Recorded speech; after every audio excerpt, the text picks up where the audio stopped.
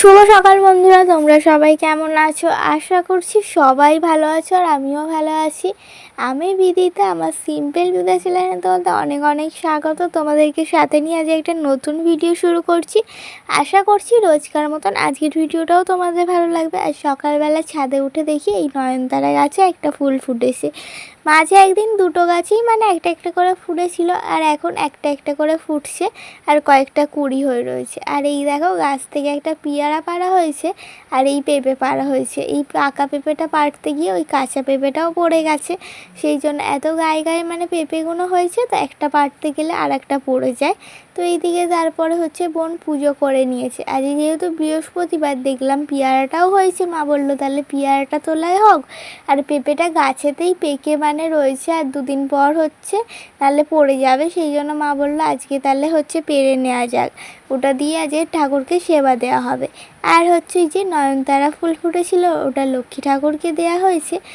আর কিছু কাঞ্চন ফুল, টগর ফুল দিয়ে গোপাল সোনাকে সাজানো হয়েছে। আর টগর ফুল দিয়ে তো এবার মহাদেবকে সাজানো হয়েছে। অপরাজিতা ফুল দিয়ে আর সমস্ত ঠাকুরকে সিংহাসন ভর্তি করে সুন্দর করে সাজিয়ে দেওয়া হয়েছে। আর মা বোনকে একটু সাহায্য করে দিচ্ছিল। আর আজ যেহেতু বৃহস্পতিবার, আলপনা দিয়ে নিয়েছে সুন্দর করে সব জায়গায়। আর এখন লক্ষ্মী ঠাকুরের ব্রত কথাটাও পড়ে নিচ্ছে। আর তারপরে এইদিকে টিফিনের জন্য মা রুটি বানিয়ে নিচ্ছে।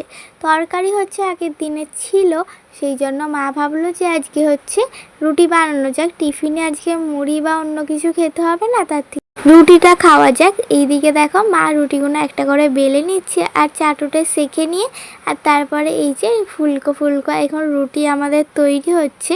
মা কিছুটা বানিয়ে নিয়েছে, আর এই কটা বানিয়ে নিলেই হয়ে যাবে। দেখো, প্রত্যেকটা রুটিই কিন্তু সুন্দরভাবে ফুলছে।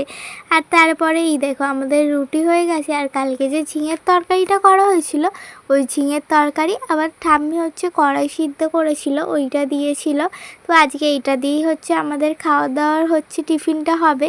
আর আজ যেহেতু বোনের স্কুল ছুটি, ওর পরীক্ষার রুটিন দিয়ে দিয়েছে বোনের, সেই জন্য বললো আজকে আর স্কুলে যাব না, সে বাড়িতেই পড়বো। সেই জন্য একসাথে আবার অনেক দিন পর সবাই মিলে টিফিন করে নিচ্ছি। এখন আমি আর বোন, মা তিনজন মিলেই খাওয়া দাওয়া করছি।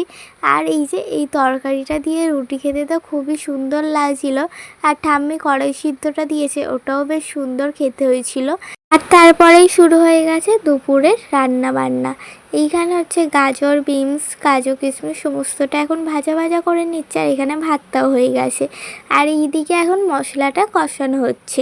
আর তার মধ্যে এই দেখো, এখন এই গামলির মধ্যে ভাতটাও দিয়ে দিয়েছে। আজকে মিষ্টি রাইস বানানো হবে। আর যেহেতু মায়ের কড়াতে করতে একটু অসুবিধা হয়, কেন অনেকটাই জিনিস এই গামলিতে বেশি নাড়তে সুবিধা হয়, ওই জন্য মা গামলি করেই বানায়। আর এইদিকে দেখো, মাংস কষানোটা হচ্ছিল, এখন আর একটু ভালো করে কষিয়ে নেবে, তাহলে হয়ে যাবে চিকেন কষা আর রাইস। আজকে এটাই আমাদের দুপুরের খাওয়ার রয়েছে। আর তারপরে আমি এই যে গ্যাসটা ভালো করে রান্নার শেষে মুছে নিচ্ছি। মা তো ওইদিকে সমস্ত বাসন মেজে নিচ্ছে। আজকে সাবানে রান্নার শেষে একবার লিকুইড সাবান দিয়ে মুছে নিই। সকালে তো এমনিই জল দিয়ে মোছা হয়, আর এই রান্না করার পর একবার সাবান দিয়ে মুছে নেওয়া হয়। তারপরে ভালো করে তো জল দিয়ে 2-3 বার মুছে নিতে হয়, কেন সাবান দিয়ে মোছার পর ভালো করে একবার মুছে নিতে হয়। আর এইদিকে দেখো, আমাদের দুপুরের খাওয়ার তৈরিও হয়ে গেছে। খেতে কিন্তু খুবই সুন্দর হয়েছিল, দেখতে যেমন সুন্দর খেতেও খুব সুন্দর। তোমাদের তো আর খাওয়াতে পারছি না, তোমরা দেখে বলো কেমন লাগছে আজকের রান্নাটা। এটাই আজকে আমাদের দুপুরে আর রাতের খাওয়ার মায়ের হাতের তো সবই রান্না ভালো লাগে, সেই জন্য এটা আর নতুন করে কি বলবো। আর এইদিকে তারপরে তোমাদের সাথে দেখা সন্ধেবেলা। সন্ধেবেলা ভাবলাম কি টিফিন খাওয়া যাক, তো মা বললো একটু চা বানানো যাক। তো মা এইদিকে দুধ চা বানিয়ে নিচ্ছে, আর ওইদিকে আমি মুড়ি মেখে নিচ্ছি। আগে চাটা হয়ে যাক, তারপরে সবাই মিলে আবার সন্ধ্যের টিফিন খাওয়া হবে। এইদিকে মা চা ছেঁকে নিয়ে 3জনের জন্য কাপে করে নিয়েও চলে এসছে। আর চানাচুর আর একটু আম তেল দিয়েছিলাম, এটা দিয়ে মুড়ি মেখেছিলাম। সন্ধেবেলা অল্প করে এইটাই সবাই মিলে টিফিন খাওয়া হবে। আর এই আম তেল দিয়ে চানাচুর দিয়ে মুড়ি মাখলে এত সুন্দর খেতে হয় না, কী যে বলি তোমাদের। তোমরা চাইলে আম তেল ঘরেতেই বানাতে পারো। আর এইদিকে দেখো তারপরে পড়তে বসে পড়েছি। সারাদিন তো এদিক ওদিক করেই সময় নষ্ট হয়ে গেল, তো ভাবলাম এখন পড়তে বসে পড়ি। সন্ধেবেলা তারপরে টিফিন খেয়ে পড়তে বসে পড়েছি। আর বোনের যেহেতু আজকে পড়া ছুটি, সেই জন্য বোন বাড়িতেই পড়তে বসেছে। মা বোনকে একটু পড়াগুলো দেখিয়ে দিচ্ছে। বোন ওই ঘরে পড়তে বসেছে আর আমি এই ঘরে। যেহেতু ঘর রয়েছে সেই জন্য দুজনে দুটো ঘরেই পড়ার চেষ্টা করি। আবার দুজনে একসাথেও পড়ি। মাঝের মধ্যে মা পড়ালে তখন আমি এই ঘরেই পড়তে বসি। তারপরে দেখলাম কিছু জামা কাপড় ছিল, তো এইগুলো এখন ভাঁজ করে নিচ্ছি। সকালে প্রায় বেশিরভাগটাই জামা কাপড় ভাঁজ করা হয়ে গিয়েছিল, এগুলো একটু ভিজেছিল, সেই জন্য এইগুলো এখন ভাঁজ করে নিচ্ছি। তাই এইগুলো এখন ভাঁজ করে তারপরে জায়গায় জায়গায় গুছিয়েও রাখতে হবে। সেই আগের যেগুলো ভাঁজ করে দিয়েছিল মা, সেগুলো জায়গায় জায়গায় যেগুলো শোকেস এতে রাখা হয় সেগুলো সেই জায়গায় রেখে দেওয়া হয়েছে। আর এখন এই কটা আমি ভাঁজ করে নেব। এগুলো সমস্তটাই ট্রেতেই রাখার জামা কাপড়, এইগুলো শোকেসে আর ঢোকানোর নেই। তো এগুলো এক এক করে এখন ভাঁজ করে তারপরে সুন্দর করে জায়গার জায়গায় গুছিয়ে রেখে দেবো। ঘরদোর সুন্দর করে গুছিয়ে রাখলে দেখতে বেশ ভালো লাগে দেখবে। আর তারপরে এই যে রাতে আমাদের এই যে রাইস ছিল আর চিকেন কষাও ছিল, যেহেতু দুবেলার করেছিল, তো রাতেই এটাই খাওয়া দাওয়া করবো। আর সন্ধেবেলা তো টিফিন করাই হয়েছে। আর তারপরে দেখো এখন ভালো করে চুলটা ভাবলাম আঁচড়ে নিই। এখন চুলটা ভালো করে আঁচড়ে বিনুনি করে নেব। আর তারপরে চুল আঁচড়ে লিখতে বসেছিলাম। তো আগে চুলটা ভাবলাম আঁচড়ে বিছানাটা ছেড়ে নেব, তারপরে লিখবো।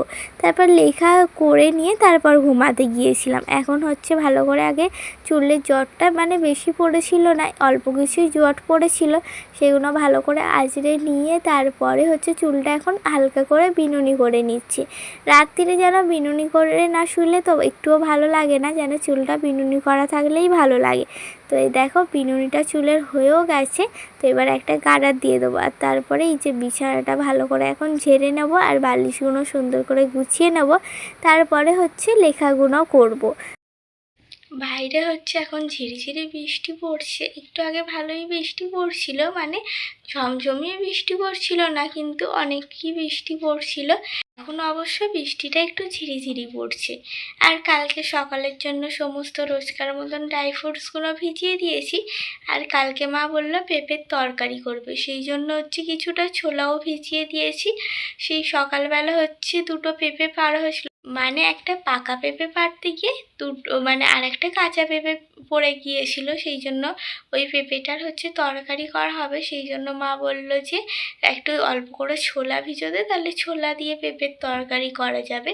তো আজকের ভিডিওটা এই পর্যন্তই। সবাইকে জানাই শুভরাত্রি। সবাই ভালো থেকো, সুস্থ থেকো। দেখা নতুন একটা ভিডিওর সাথে। টাটা।